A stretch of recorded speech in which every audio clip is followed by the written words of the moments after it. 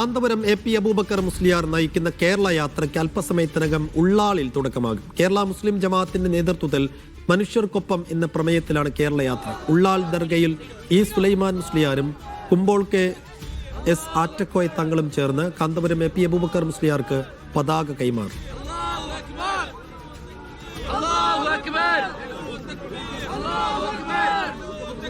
ഷഫീഖ് നസ്രുള്ള ഉണ്ട് അവിടെ നിന്ന്. ഷഫീഖ്, എങ്ങനെയാണ് ചടങ്ങുകൾ?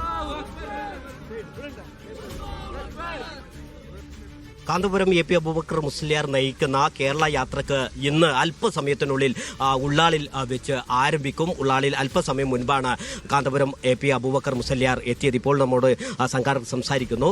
എന്താണ് ഇന്നത്തെ പ്രധാനമായ പരിപാടികൾ? ഇവിടെ നമസ്കാരം കഴിഞ്ഞ ഉടനെ പതാക കൈമാറി കേരളത്തിലേക്ക് കടക്കുകയാണ്.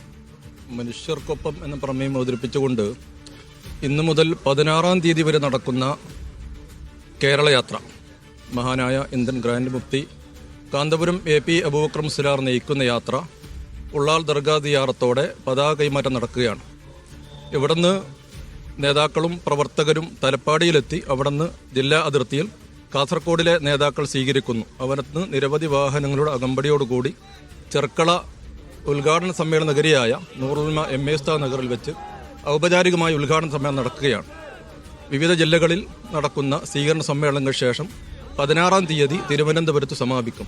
ഏറ്റവും പ്രസക്തമായ ഒരു പ്രമേയമാണ് സമൂഹത്തിന് മുമ്പിൽ സമർപ്പിക്കാനുള്ളത്. മനുഷ്യർക്കൊപ്പം എന്നുള്ളത് മഹാനായ കാന്തപുരം എ പി ഉസ്താദ് അവർകൾ ഈ പ്രമേയം അവതരിപ്പിച്ചുകൊണ്ടുള്ള ഈ യാത്ര എല്ലാവരുടെയും സഹകരണവും സഹായം ഉണ്ടാകണം അഭ്യർത്ഥിക്കുന്നു.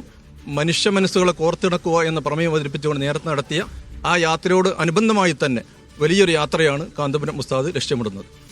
ഇവിടെ സൂചിപ്പിച്ചതുപോലെ തന്നെ 40 സ്ഥിരം അംഗങ്ങളാണ് ഈ ജാഥയോടൊപ്പം ഉണ്ടാവുക. വൈകുന്നേരം 4:30 മണിക്കാണ് കാസർഗോഡ് ചെർക്കളയിൽ ഇതിന്റെ ആദ്യ സ്വീകരണ പരിപാടി നടക്കുന്നത്.